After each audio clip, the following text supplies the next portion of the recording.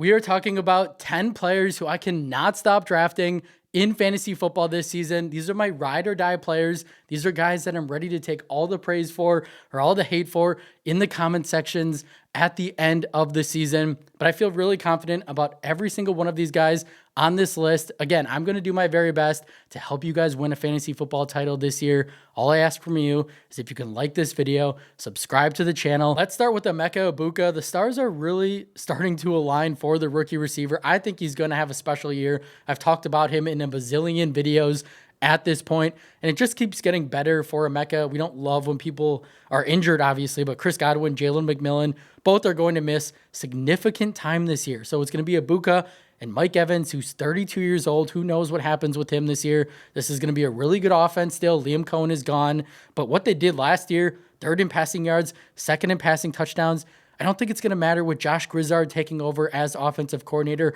because he was promoted within. And then the quarterback play, Baker Mayfield, like what the heck?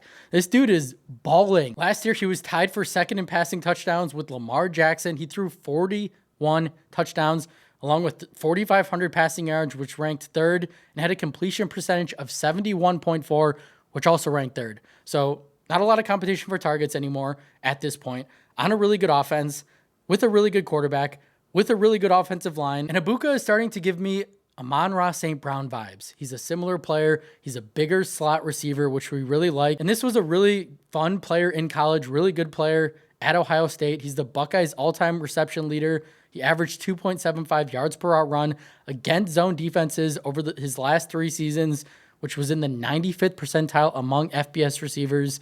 When talent, opportunity, volume meet, good things happen in fantasy football. I think Bucky is set to break out sooner rather than later. He's absolutely worth a round 7 pick. Maybe you can get him in round 8 in your home league. And if you're in a sharper league, you might have to spend up maybe a round 6 pick to get him. But like I said, I think he's absolutely worth that price tag because of everything we just talked about. Really good offense, good quarterback, crazy talent profile, and not much competition for targets. All right, moving on to our next guy, Chase Brown. Let's just call this man Austin Ekeler at this point, because he sees a ton of volume. He's not the best runner of the football. He's not the most efficient back. But for fantasy, it really doesn't matter. Austin Ekeler was just that. He was not very efficient. He was not the best runner, but he has an RB1 overall finish on his resume. And Chase Brown last year, I know it was unforeseen situation, right? But who cares? From weeks 9 to 17, he went crazy, averaging 23 touches,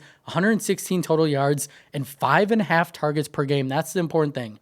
That is a lot of work in the receiving game. He had an 85% snap share, 88% of the rush attempts, 91% of the goal line carries, and that's better utilization than Bijan Robinson, Saquon Barkley, and Jahmyr Gibbs. He was also the RB4 in fantasy over that stretch. Even if his usage comes slightly down, which it's going to, it's not going to matter, right? Because he's at his peak right now, even if it's closer to 75% snap share. A big reason also for his success last year was what he did in the receiving game. 65 targets, 54 receptions, 360 yards, 4 touchdowns, and ranked second among running backs in receiving yards per game, 6th in target share, and saw 44 targets in those final 8 games last year, which was second to only Devon Achane among running backs. He was on pace for 93 targets last year over 17 games.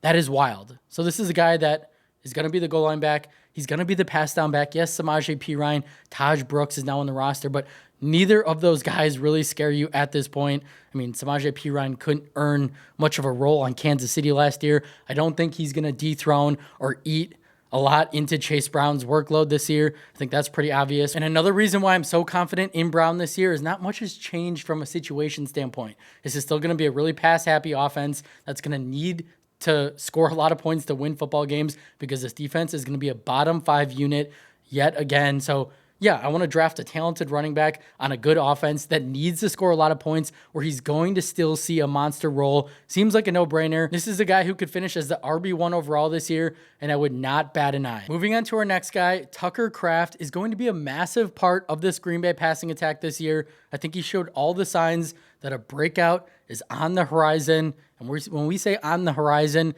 it's going to be this year. Kraft produced last year on what was a run-heavy Green Bay offense, which was surprising to a lot of people. The only reason they were running a lot more is because Jordan Love was banged up for most of the year as they ran the ball at the 5th highest rate. We are expecting that to change with a healthy Jordan Love, which is only good things for Kraft, right? Who didn't matter last year. He still set career highs across the board in targets, receptions, yards, and touchdowns. He was 7th in yards per route run, 12th in receiving yards per game among tight ends, and was the tight end 10 in total fantasy points. This is a really athletic, fun player, especially after the catch. He's hard to bring down as he led all tight ends in broken tackles, yards after the catch per reception, which was the best mark by a tight end since George Kittle in 2018. Like I said, this is a really explosive player with the ball in his hands, and he put up solid production on a 14.8% target share last year. That was the 4th lowest among tight ends. He saw 4 targets per game on a Green Bay offense that ranked 30th in pass attempts, which we just talked about. That is going to change this year, which is another reason why I'm confident about Kraft. It's analyzing the situation. Tucker played well in a run-heavy offense last year. That's not going to continue this year. And so what is he going to do when Green Bay passes the ball much more often? I think Kraft has all the tools, all the upside to be a top 5 tight end in fantasy this year when you mix in strong quarterback play on a really good offense. I think he's a crazy value in round 10. Moving on to our next guy, Bo Nix. Of course, he has to be on the My Guys list. Feels like we talk about him all the time on this channel. The case to draft Nix this year, it's pretty simple for me. He was really good his rookie season where he was just figuring out how to play in the NFL. He didn't have a ton of weapons at his disposal, and it didn't really matter. From week 5 on, he was incredible. The quarterback 6 in fantasy, averaging 21.4 fantasy points per game. He was 8th in fantasy points per dropback, 9th in highly accurate throw rate, 10th in completion percentage over expected, and 15th in yards per attempt. And he finished the year with 4,200 total yards, 33 total touchdowns. And the Broncos this year, what did they do? They loaded up on offensive weapons: Evan Ingram, Pat Bryant, RJ Harvey. And this is an elite offensive line. They returned all 5 starters from last year. And this unit ranked 90.8 in PFF passing grade and only allowed 110 pressures on 677 snaps. So you have a really good offensive line. You have more weapons at your disposal. You're a good quarterback on a good offense, and you're just getting started in the NFL. He is easily my favorite quarterback target in the later rounds of fantasy drafts. On to our next guy, Jameson Williams. I think Williams is going to break fantasy football this year, you guys. I really do. Like, just looking at the history of how long he's been in the NFL, what he's done. Like, if you remember correctly, this is a former 12th overall pick who entered the NFL coming off that torn ACL in 2022. He only played 6 games. I wouldn't even say he played. Like, Detroit was ultra conservative with him. And then the following year, he got suspended for gambling, only played 12 games, hasn't really got into a rhythm yet. And then last year, which was his first full year, he had a really good season. Over the second half of last year, he averaged 15.8 fantasy points from week 10 to 18. He was the wide receiver 22, 3rd in yards after the catch per reception, 3 top 6 finishes. He had more fantasy points per target than Jamar Chase, more yards per reception than Justin Jefferson, more target separation than CeeDee Lamb, and was the only receiver last year to go over 1,000 receiving yards with less than 95 targets. We have not even come close to J-Mo's ceiling. And what I'm even more excited about is the new offensive coordinator, John Morton. Whenever he gets a chance to talk about Williams, he just gushes. He's already guaranteed a breakout season for J-Mo, which we thought he broke out last year. So what is this year going to look like, right? Like, it's pretty exciting when the guy who's calling the plays is putting out these bold claims, because what does that tell us? It tells us that J-Mo is going to be involved in the offense this year and will likely see more than 91 targets that he saw last year, which, if he gets more targets, it's over for the league, right? Because that's the only thing that's been holding Williams back, has been the lack of targets. We know the talent. We know the explosiveness. He's still going to be on a really good offense in Detroit. I think Williams could be a top 12, top 15 receiver in fantasy this year. If you're asking me, who would I rather draft, Jameson Williams or Amon-Ra St. Brown at cost? Give me Williams by a mile. On to our next guy, Travion Henderson. Really feels like Devon Achane 2.0 to me. He's an explosive player with lightning speed. He could be a 12 to 15 touch per game guy. He's a threat in the passing game. He's highly efficient, as he led all running backs last year with 7.2 yards per carry. My rule of thumb, we talk about this all the time on this channel, is attack talented running backs who are in backfields with a ton of question marks. or the starter just isn't good. I don't think Ramondre Stevenson is a good football player, and he has a fumbling issue, something that Henderson hasn't done in college. He had 650 career touches, 0 lost fumbles, and oh yeah, he's an elite pass protector. What do you think New England wants more than anything? To protect their franchise quarterback in Drake May. So he doesn't fumble, and he can protect the quarterback in pass protection. Those are two things that rookies usually can't do at the running position, which is why they never get on the field early. But he's going to have playing time very early on because he can do those two things. And if Stevenson continues to be really inefficient or continues to fumble, as he had 7 fumbles last year, then yeah, of course they're going to put the rookie that they invested a second-round pick on, who's been lighting up training camp, taking kickoff returns 100 yards for touchdowns. Like, New England wants to win football games this year. They need talent on offense. They need explosive players on offense.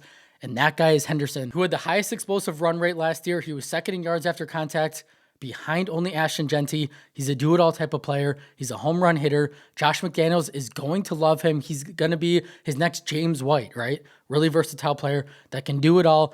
I'm really excited. Everyone else is really excited because this guy's ADP continues to skyrocket. You're probably going to have to spend a 4th-round pick to get him. But at this point, I think he's absolutely worth it. On to our next guy, Jalen Waddle, who is coming off the worst season of his career. But a lot of what happened last year, I don't think was his fault. Tua, of course, missed half of the year due to injuries. The emergence of Jonnu Smith, who no one saw coming, didn't help. This Miami offensive line was atrocious, as Tua had the second lowest time to throw, only behind Cooper Rush last year. And Tua also ranked last in average depth of target among quarterbacks. And that's obviously not good for Waddle, who is a deep threat. But let's remember the player that Jalen is, the talent that this guy has. He was the 6th overall pick in 2021. He has 3 straight 1,000-yard seasons to begin his career. He broke out in 2022, even playing alongside Tyreek Hill. He was the wide receiver 8 that year in total fantasy points. Like, come on, you can potentially get a top 10 receiver on your team this year. He led all receivers in yards per reception and yards per target in 2022. This is a condensed target tree now with Jonnu Smith gone. Check this stat out. Hill and Waddle were on the field for 111 plays without Jonnu last year. Tyreek Hill had a 30% target share. Jalen Waddle, a 25% target share. If this revamped offensive line can give Tua more time to throw the football, then yeah, I think Miami is clearly going to go back to that aired out offense that we so desperately miss. And if they do that, then Waddle is going to eat, in my opinion. I think Jalen could also see some more easy layup targets in the slot. Just put Jalen in the Jonnu Smith role. Gosh dang it. Like, Waddle is such a better player than Jonnu. Just do exactly what you do with Jonnu, with Jalen Waddle this year, and let's see what happens. Because I think Waddle has a lot of upside in round 6.